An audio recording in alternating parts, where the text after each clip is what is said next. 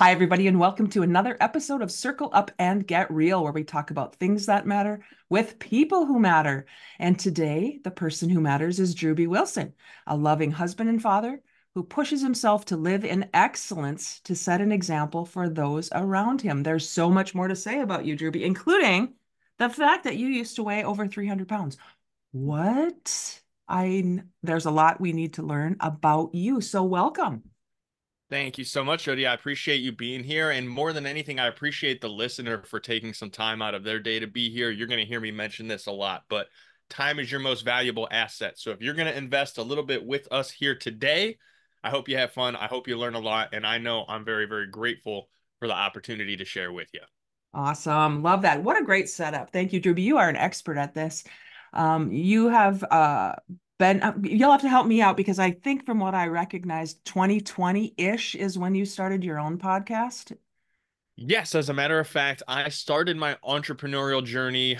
I mean, if you look at it, probably when I was very, very young, but I started a podcast. I released my first book. I did all of that starting back in 2020. I had really gotten all in on the personal development space, had some success of my own, and decided, hey, I've learned a lot, I've grown a lot, and also I really get a lot of fulfillment out of sharing this journey with others.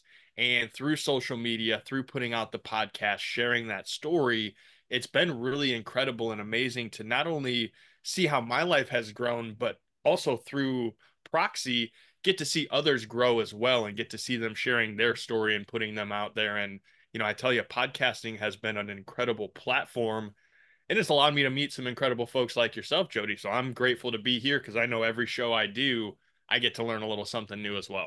Yeah, that's such a great example of open mindset, which is what I'm sure we're going to get to here. Now, if you're not watching the video here, you can't see that Drewbie is not that old. I'm just going to say he's a young guy, young family. I know you have at least one child.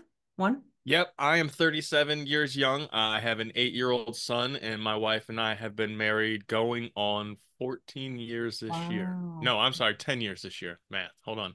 Math. 10 years this year. 10 years this year. Hold on. Awesome. We've been together personally for 14 years. We got married 10 years ago in October. So, yeah, it's been Awesome. quite a journey. And where in the world are you living right now? So currently we are here in Wauseon, Ohio. My family and I actually just sold our house in Dallas, Texas back about 4 or 5 months ago and decided to move into a fifth wheel RV trailer, which we are now using to travel all around the country. Oh, Uh, Not exact sure on time frame, but thinking probably the next couple of years. So wow. right now we're in Ohio enjoying the Midwest summer. We're going to take a tour down the East Coast for the fall and then chase those warmer weathers in the winter time. That's awesome. So homeschooling or online Yep, schooling? 100%. 100 homeschooling is a plan. We actually homeschooled our son right after COVID when everybody went back. He went to the public school for about 3 weeks. Didn't do very well in that setting because he's an advanced learner. We're Mm. entrepreneurial by spirit, so we've always kind of ingrained that in him. And so now we're gonna just go all in on the homeschooling side of things again and really enjoy and embrace it. That reminds me of an acronym. By the way, you're going to recognize that I love acronyms as we get into this conversation. I But do too. Great. great. Well, one that I learned when I was with Keller Williams, I was a team leader for 3 years back in 2011 to 14 or 15. And they talked about BOLD, which was a course they offered, Business Objective Life by Design. And it sounds Mm. like you're giving a great example of living your life by design, not only by default. And Yeah, I and that's 100%. Sorry to interrupt, but that's 100% what we really, really try to hammer home for ourselves, for our family, friends, community, but for our clients as well. Because here's the deal. Again, like I mentioned early on, time is very, very valuable. No one's guaranteed or promised any certain allotment of it. And what I've learned, having been blessed to surround myself with very, very successful, very wealthy, very freedom oriented individuals over the last decade, is that time is important and where you spend it, who you spend it with, and what you spend it on is ultimately going to lead to the life that you get to live. And what happens is a lot of people are building and working for this future. And I support that because you want to have a future, but guess what? You don't guaranteed. So make today the day, every day the day that you get to live your life by design, to have the things that you want, and know that if you consistently do that work, it's just going to get better over time with however much you get of it. That's like such a great reminder. And I'm curious, because I'm always curious, about a 37-year-old who was working in a tech organization, sales guy. How did you get to that mindset? Like, who are you and who were you growing up? What were your early influences? I grew up in kind of a rough upbringing, honestly. And it's interesting because I always look back, and if you ever want to really get into the story, I've written 3 books now. So the first book, Crushing the Day, really talks about this journey of, my mom was a single mom, my dad was in and out. We had addiction and abuse and all sorts of things that kind of ran through my childhood. And, I could look back on all those times and use those as excuses to make very, very poor choices. And for a time in life, I did. Mm. And those poor choices got me a certain series of results and experiences that led me to saying, okay, well, if I don't want to be dead, I don't want to end up in prison, I don't want to become a statistic like 99.9% of the people that were around me at the time, right? You become the people you surround yourself with. I kind of just had this realization like I've always been intelligent. I've always been able to just figure things out. In school, I slept through class, still got 95, 100% on all my tests. It was just the tedious stuff, the little homework and the dumb day-to-day stuff that like bothered me. I was like, I don't want to worry about that. I just want to do the big things, right? I don't want Mm. all the important stuff. But what I hadn't learned early on, those little things, the daily consistency, the tediousness, they're trying to ingrain in you that that is what ultimately creates the work. It's not the fun, sexy adventures. It's the showing up, getting dirty, sweating, getting the blisters on your hands, right? Having to call the damn leads 200, 300, 500 a day. It's that grind that allows you to sculpt the big, nasty lump of clay into a beautiful statue. Yeah. And so over time, what I had experience in is, and as far as the weight thing we talked about, I got really big. And guess what? I didn't feel good about myself. I didn't have confidence. I wasn't getting the girls. I wasn't getting the attention that I desired. And I had to look at the mirror and go, well, dude, are you doing the things that you know are going to lead to that? Mm. No. You're eating like trash. You're sleeping too much. You're not taking care of yourself. Well, of course, that's how you feel. Change the way you act, change the decisions you make, and guess what's going to happen? You're going to change the result you get. And for me, the big shift was making those small changes and seeing those results. Mm. And then the compounding effect of like, all right, well, I feel better. I want more of that. It's kind of like an addict, right? If you get that dopamine rush, you get that serotonin hit, guess what you're going to want to do again? Yeah. Go back for more. And so it was that learning for me and understanding that if I just do the work and trust the process, I ultimately get the result. And Mm. if I like the results that I'm getting, I can keep doing the thing and keep getting those results. And it's a snowball effect. Did you have an early influence that had you, look in the mirror? What was it? What was the turning point for you when you said, I don't want this anymore? Everybody asks for that one turning point, and I can't say there was one. It's a series of things, right? At one point, my wife came to me and said, hey, I love you, but the man that I married isn't the man that I see anymore. I had gained weight. I wasn't doing the things that I had done to make her love me. I wasn't going out of my way because I was comfortable, Mm. right? You ever get into a situation where you're really pursuing someone that you care about and you're like, I want to build a relationship with this person. So you're doing these things, you're going above and beyond, and then you get the result. And you're like, okay, I got the result. Mm. And you stay doing the work for a little while, but then other things come up and other results look more fun and sexy. So you start doing the work on those results and you're not doing the result that you have. And guess what Mm. happens? There's a distance, there's a gap.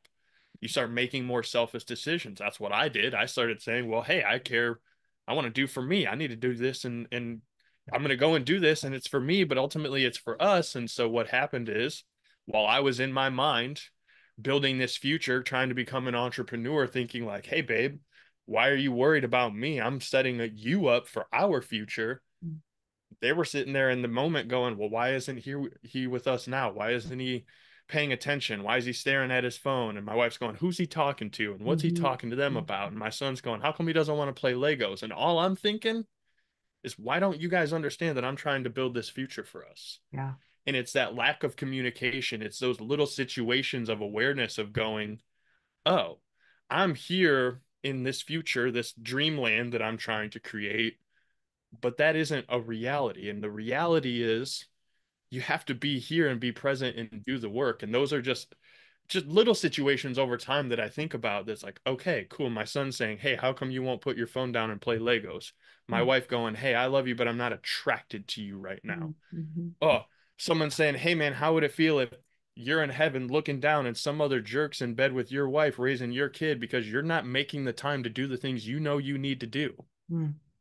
mm. Well, the universe has a way of making things very, very aware for you when you need to make those Yeah. changes. Well, you said earlier that you were very intelligent and you were in school as a kid and you didn't really have to study. You slept through some of the classes and it came easily to you. So I'm wondering if there was a book or something that grabbed your attention or a person that you can remember that had you take a different path, or was it just something inside of you? You said the universe has a way of doing this. Yeah, I mean, you can, I don't know how spiritual people are, but like, there's always those downloads. And for me, I've read a lot of books, and one book important to me, I think that was really pivotal is Steal Like an Artist. Hmm. And I love that book because and it's by Austin Kleon, which is Kleon. Okay. And in the book, the premise, and I don't want to spoil the whole thing, but the premise is kind of like there's really nothing new in the art world, right? If you look, and we were talking about this right before we started recording, you do more of an abstract art yourself, and that's fantastic. And some people love abstract art, and some people love realism, Hmm. and some people love Da Vinci, and some people love, whoever they're Banksy or whatever. Okay, fantastic. As a up and coming artist, you're studying the greats. Hey, who are these greats? How did they create these things? And what styles did they use and how did they create that style with these mediums? And you're really researching this. And what happens is look at someone who does everything the same way as a Da Vinci or tries to do everything the same way as a Banksy. Well, guess what? You'll only ever be the next best version of that person because you're always chasing what they're doing. You're not creating new things.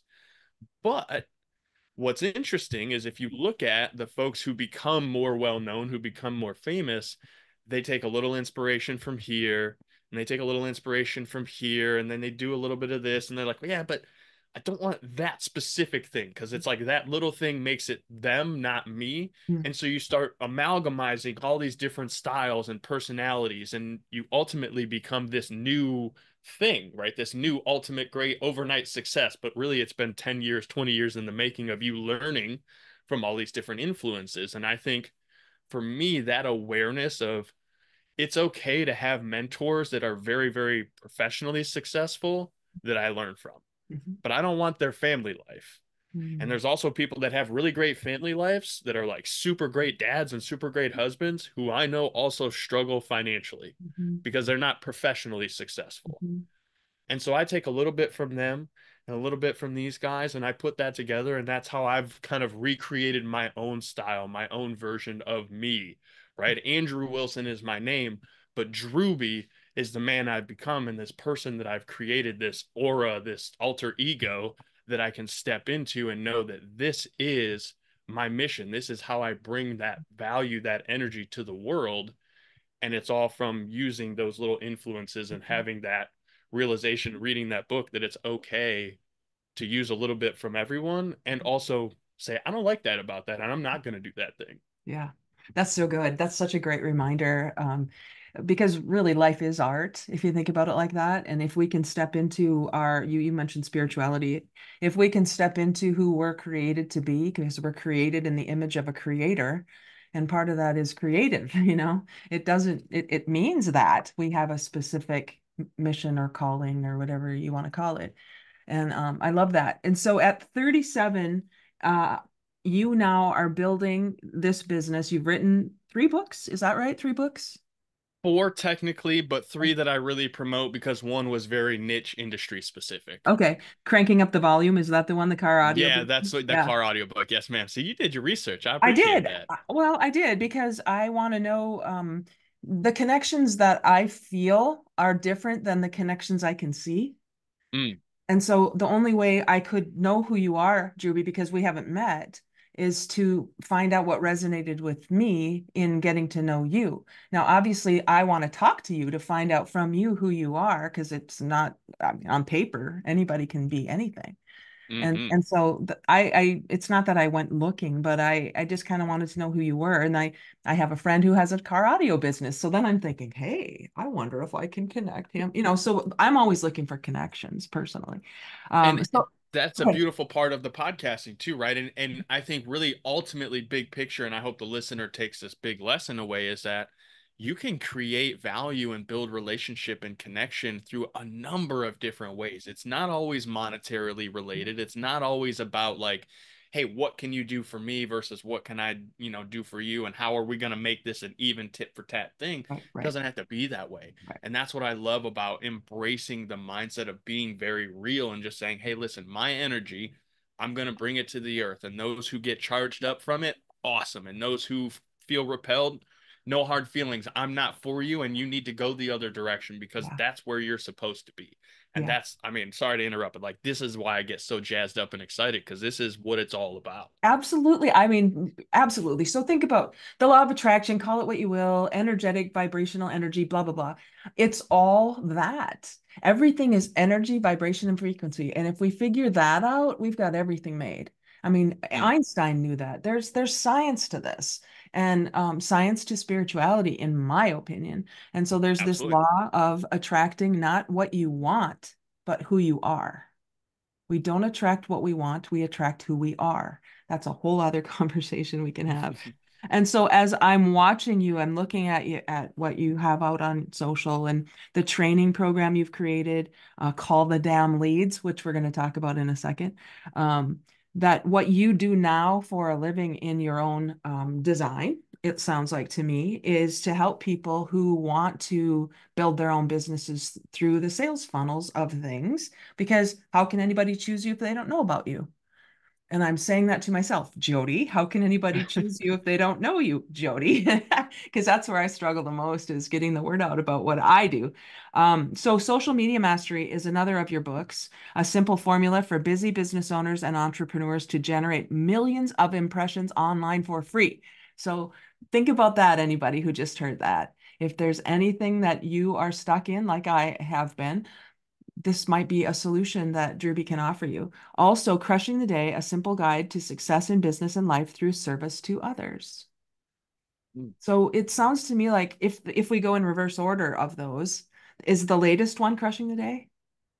Crushing the Day was the first one. Social Okay. Media Mastery was the second book, and then Call the Damn Leads is the third book in the series. And Okay. if you look at chronologically, it's Crushing the Day was me really embracing the personal development and entrepreneurship journey and being like, okay, I'm gonna step out of employee mindset. And even though I was working within an organization as more of an intrapreneur, Mhm. I was breaking free of that employee mindset.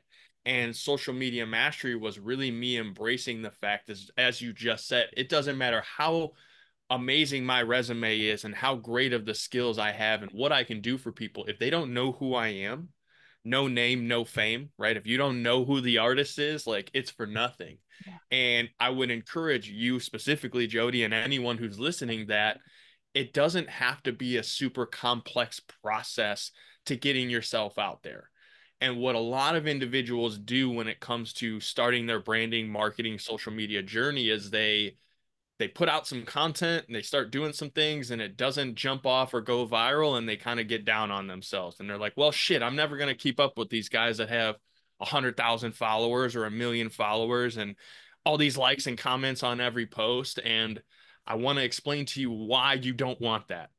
Mm. Because if I were to walk into your business right now, me and 100 of my friends with our credit cards out, and we wanted your top tier package, $5,000, $10,000, whatever that is, we could line your pockets to fill your entire year. Your business would crumble. Hmm. You are not in a position to take on that many clients or to handle that much influx. Right. So start small, trust the process, and understand that those who have built a massive following like that, they have a massive team behind them and systems and processes in place so that they can monetize and leverage the audience that they've built. Because the worst thing that you could do would be to go out on social media, to go viral and blow up overnight, and to take a lot of people's money or make a lot of promises and then not deliver on those things. Mhm. So I always try to encourage people that no matter how big you see me or anyone that you see on social media, we started small. Mhm. And if you were to blow up that fast, it would blow you up. And I don't want that to happen to you. So Mhm. little bits at a time is the best way to grow on these platforms. That's so such a great reminder. So the book then, that book, Social Media Mastery, gives a beginning entrepreneur, a beginning social entrepreneur, an opportunity to learn from the book. And then I'm Yep. guessing there's an opportunity to actually work with you or your team.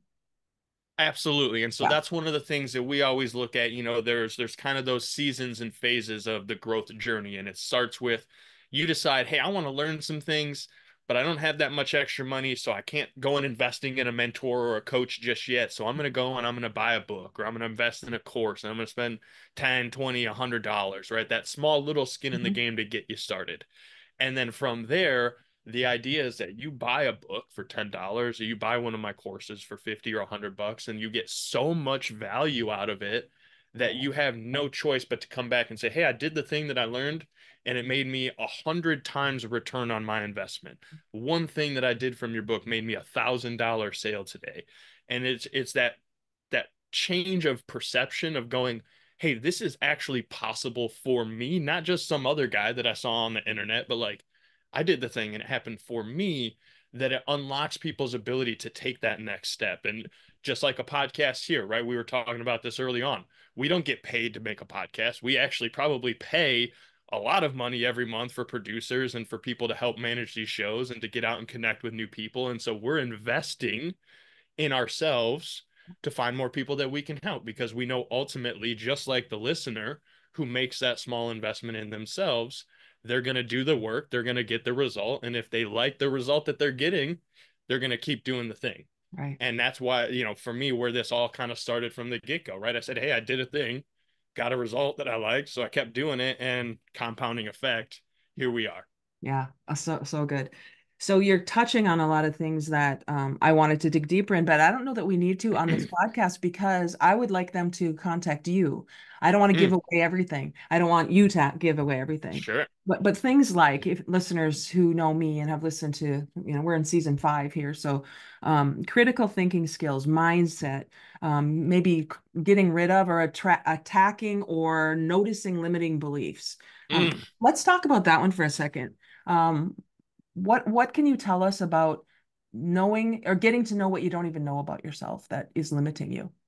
Oh, limiting beliefs and the unconscious mind is something that I have personally spent the last 12 months or so really diving deep on for me personally and also for my clients and for the folks that I'm communicating with, because ultimately communication is the key to everything that we're trying to do. Whatever problem you're trying to solve, whatever issue you have, when you can communicate and get through it, that is the process. And so when it comes to limiting beliefs, there are a lot of things that, and again, we could get real woo and I don't want to give away everything, but it really starts at the unconscious level. Some of the beliefs and some of the things that you think about yourself have been hammered into you for years and years and years, and you didn't even realize it because it was a slow process. Your money beliefs, the things that you say, well, I don't know if I deserve to make $10,000 a month, or if I did make that money, like something would obviously happen and it would all be gone. Just like in my childhood, where when we got a big thing, it will always get taken away. And like I can personally speak to that. My mom, single mom, 3 boys, she worked third shift, went to college in the day. And like we didn't have a lot, but you know what? She always made sure we had what we needed. We never went without. So, like, to me, my mindset growing up and kind of that I've been working through is, hey, I'm always going to have just enough. Mm. I don't always have extra. And anytime I get extra, something's going to happen where it's going to be gone. And so, like, that is a limiting belief for me personally that even to this day, I still work through and fight because it's like, as a child, that's just how life was. And Mhm. how many things in your life can you look back and say, that's just how it is? That is a limiting belief. Right. And so when you come against those things, and I've done a lot of neuro-linguistic program training and some really deep psychological stuff and gone through them personally, been trained to help others go through these breakthroughs. And ultimately, again, what I've learned is that Communication is the key to all of this. If you can communicate to yourself that you are aware there is some sort of block, disbelief, something, that's the first step. Okay, I'm aware of it.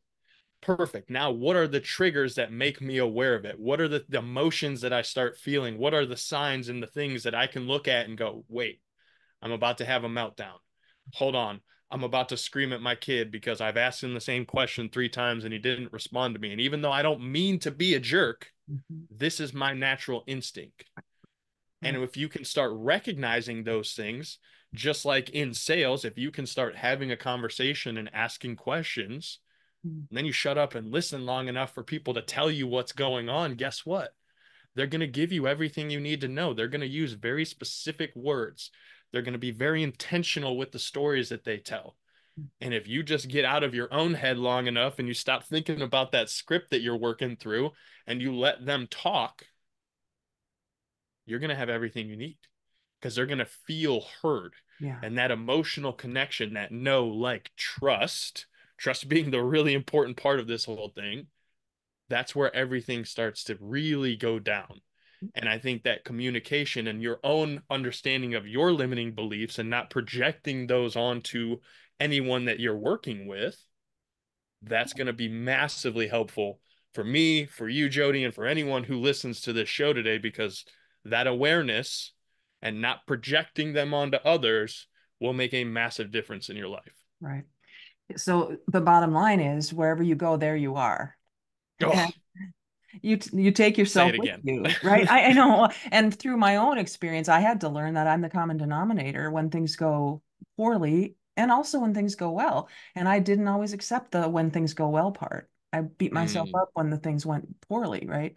And until we recognize through our own journeys and our own personal development, which you've very well articulated here, really, we're just kind of painting the old barn, putting a fresh coat of paint on the old barn. And the insides, there are so many things we could share because we're on the same page here, Drewbie. But what the work you've done on yourself, in my observation of you just now, just meeting you, is where we have to start. Because if we're trying to do the outside stuff first, it can't stay, right? Those limiting beliefs won't allow it to stay. It'll be a fleeting thing. Well, and here's a great example. And this is again me being very real and transparent with you and the listener, is that like for me, I weighed 315 pounds at my biggest. That was probably a decade or so ago. Maybe even a little over at this point.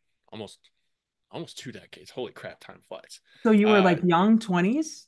yeah, I was early 20s. I was Wow. working third shift. I was very, very just fast food, always on the go, didn't eat well. And about 315, I remember, is where I tipped the scale. I'm probably about 20, 21 years old, to be Okay. honest. Mhm. And, I realized, hey, I don't want to be this person. I don't like who I am. I don't feel confident. I'm not getting the things that I desire in life. Mhm.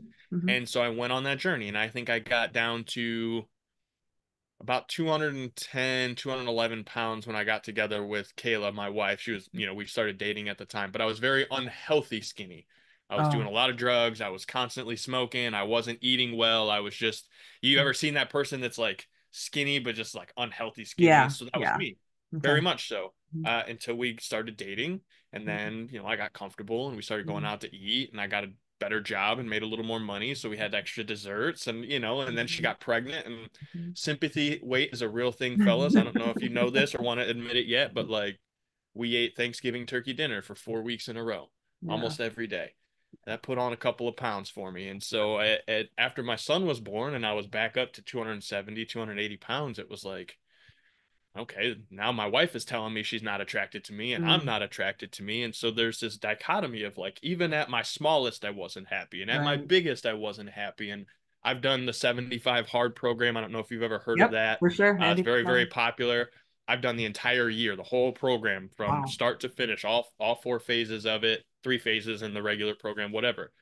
At 315, I wasn't happy. Mhm. At 183 pounds at 35 years old, the best shape I'd ever technically been in my entire life, I was miserable. Wow. I did not like the way I looked. I was skinny. My bones Mm. were showing. People were looking at me going like, dude, you used to be kind of intimidating. Like you're Mm. string bean. body dysmorphia is a real thing. You're Mm. still going to fight these limiting beliefs. I've been real big, I've been real small. And ultimately, the thing for me that I try to focus on now, how do I feel? Yeah. Do I feel good? Can I do the things that I know I want to do? Can I ride my bike 100 miles? Could I go and run a marathon if I wanted to? I don't want to do that again. I've done it. Oh, wow. But if I wanted to, could I go do that? Then that's okay with me. That's the important part. And I think kind of shaping this all together is it's a perspective. Right. Your version of success is a perspective. What you get out of life and the things that you decide you want is going to be your perspective. And going back to the mindset training is just being aware and being willing to say, you know what? I'll have a hard conversation with myself. I'll let someone have a hard conversation with me and not immediately take that criticism, Right. and I'll see it as feedback and I'll go, okay, cool. In this feedback loop, what am I learning? What are the awarenesses and what are the things that I can take back and decide? Am I going to steal like an artist and see this as something cool that I want to add? Or am I going to say, you know what? No, that's not for me. Even though you feel that way, that's not for me. And I'm okay admitting that to you and communicating that Hmm. that's not for me. Yeah. Yeah, and that's really important, especially as we dig into the being real space and the vibrational energy and the frequency and the connection in that way. Because if we're not being real, we're attracting to us things that are not real for us. And then, at Mm. least in my experience, it's I've tried to be the thing I say I think I need to be or I should be, and I should all over myself. Tony Robbins says a lot. And in that space of shoulding, man, there's nothing real about that. And so your point about relationships and about attracting your wife and the people you and the resources really that we attract are by who we really are, not who we think we are. And that gap is what I hear you addressing. Let's get into the real space for ourselves so that when you are at your ideal weight or you are at your ideal mindset and financial thermostat, then it's because you've done the work to get rid of those blocks and get rid of those things. So that it's a process, as you said, and if we can trust the process, because the process works, whether it's 75 hard or Think and Grow Rich, whatever it is. I don't think I need to reinvent anybody's wheel.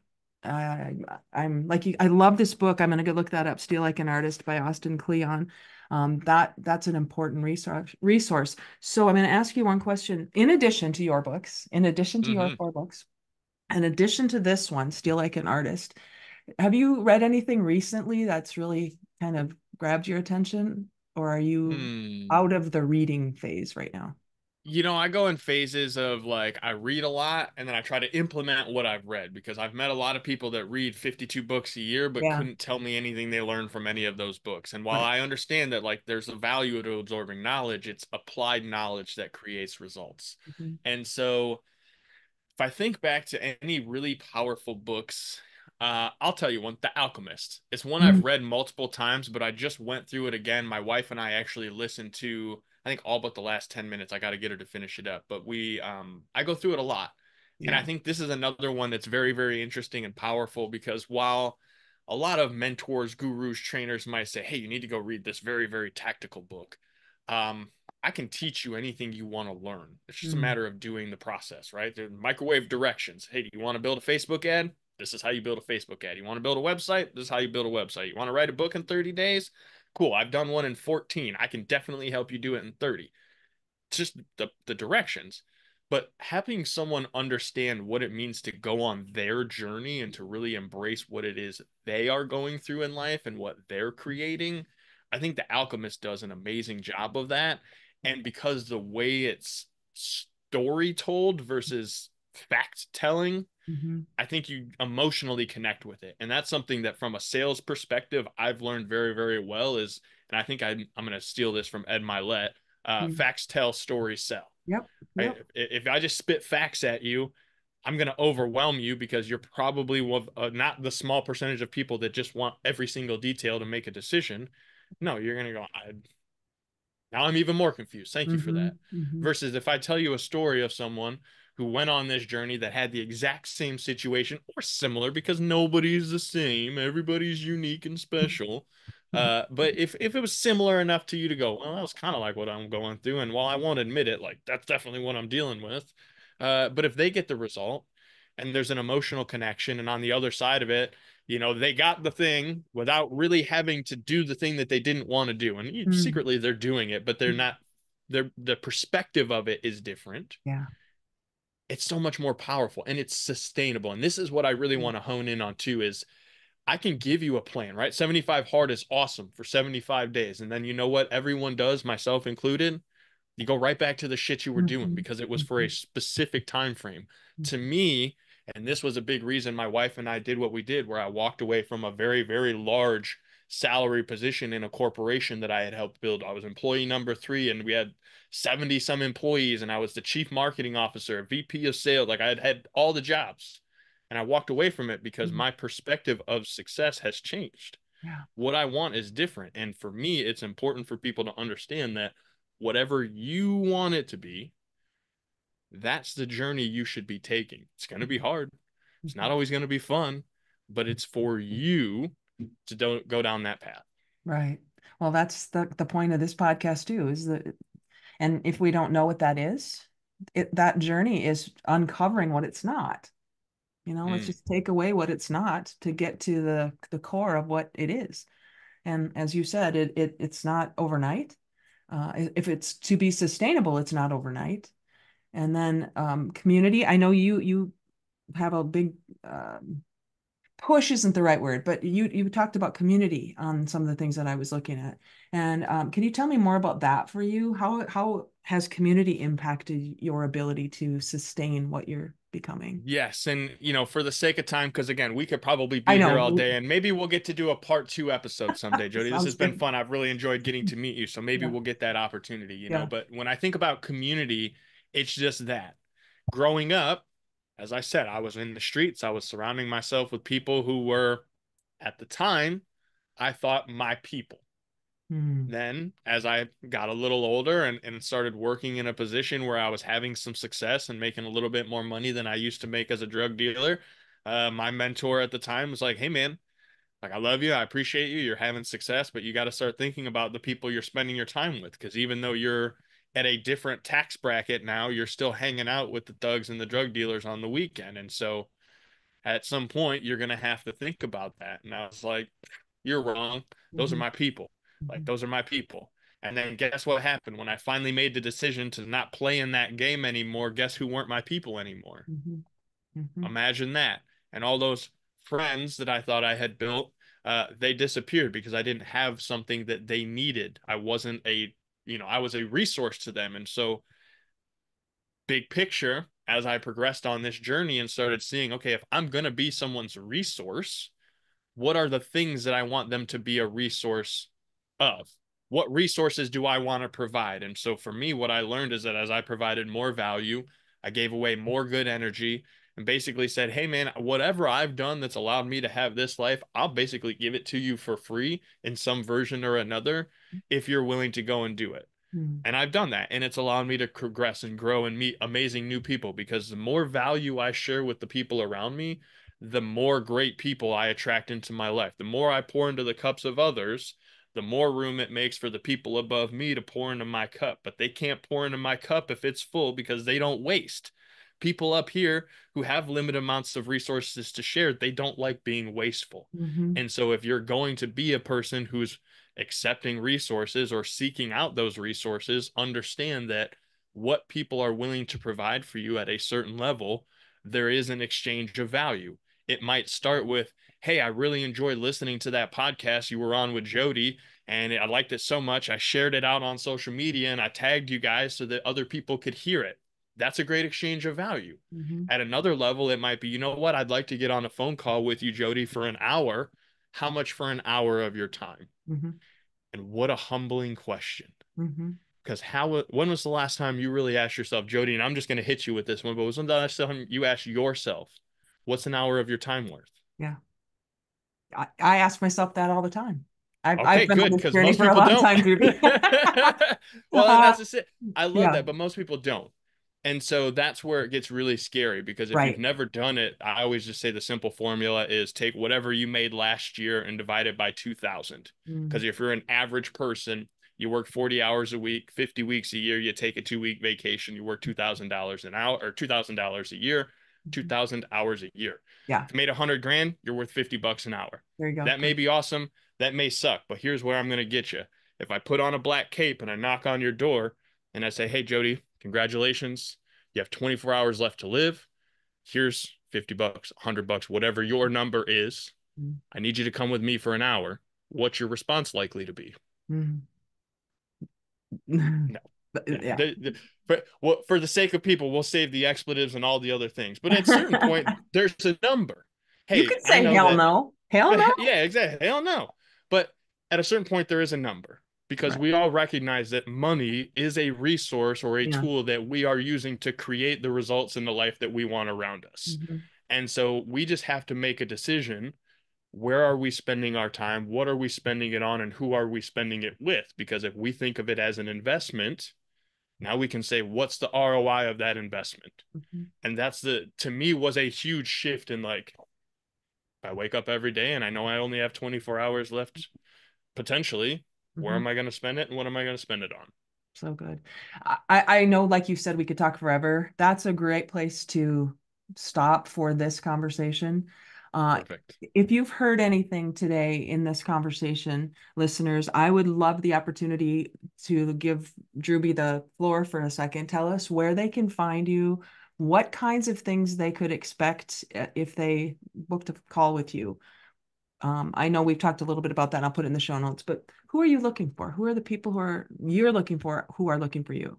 Yeah, well, and again, I want to take the time to first thank you, Jody, because again, I wouldn't be here if it weren't for you. So the first thing I would ask of any listener, if they were here today and got value, is share this show, specifically this episode, and tag you and me on social media. Mm. That's going to be the biggest return of value that I could ask for out of anyone, because if you got this show's value, then someone else will as well. So share that. But if you did like what I had to say and you want to learn more about me, and you're a sales professional or an entrepreneur or someone even considering what that journey could look like for you, and you have ever felt stuck or burnout or unsure, Google Call the Damn Leads, go to callthedamnleads.com and search me out. I'm on every social media platform because I know it's not about what I like, it's about what you like and where you spend time. So if you Mm. prefer to be on Facebook, guess what? I'm on Facebook. If you prefer to be on Instagram, I'm over there too.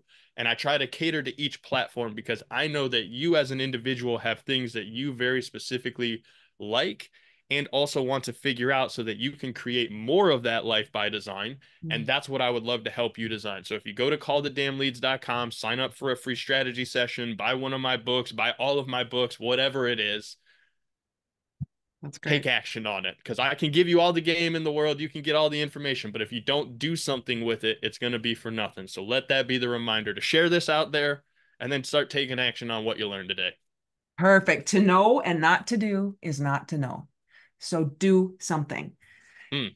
Drewbie, thank you so much for taking the time to be with me. And as always, everybody, just go get real and take some action. Talk to you again. Thanks, everybody. So I'm just going to stop.